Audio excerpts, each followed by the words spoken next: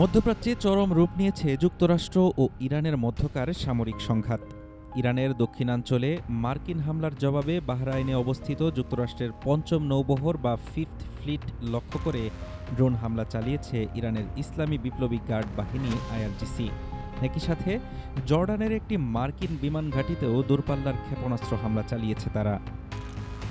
IRGC সতর্ক করে বলেছে, দুই পক্ষের মধ্যে সংঘাত এখনও চলছে এবং মার্কিন আগ্রাসন অব্যাহত থাকলে আরও কঠোর জবাব দেওয়া হবে। বাহরাইনে মার্কিন সামরিক শক্তির অন্যতম প্রধান কেন্দ্র পঞ্চম নৌবহর বা ফিফথ ফ্লিট লক্ষ্য করে ড্রোন হামলা চালিয়েছে ইরানের ইসলামী বিপ্লবী গার্ড বাহিনী আইআরজিসি। শুধু বাহরাইনই নয়, আইআরজিসির দাবি জর্ডানে মার্কিন সেনাদের অবস্থান স্থল একটি প্রধান বিমান ঘাঁটিতেও নিখুঁত নিশানা হেনেছে তাদের দূরপাল্লার ক্ষেপণাস্ত্র। এতে ধ্বংস হয়েছে মার্কিন F-35 যুদ্ধবিমানের হ্যাঙ্গার এবং একটি প্রধান কমান্ড ও কন্ট্রোল কেন্দ্র সহ 4টি গুরুত্বপূর্ণ স্থাপনা।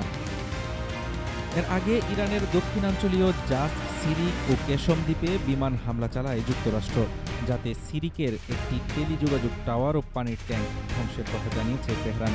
একই সাথে ইরানের আকাশসীমায় একটি মার্কিন MQ-9 ড্রোন ভূপাতিত করার দাবিও করেছে আইআরজিসি।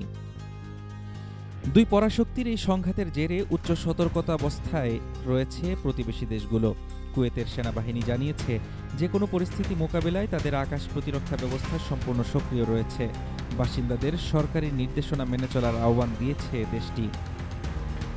আইআরজিসি এই হামলাকে মধ্যপ্রাচ্য জুড়ে 21টি মার্কিন নিশানায় আঘাত হানার একটি বড় প্রতিশোধমূলক অভিযানের অংশ হিসেবে উল্লেখ করায় অঞ্চলটিতে এক ভয়াবহ যুদ্ধের আশঙ্কা তৈরি হয়েছে।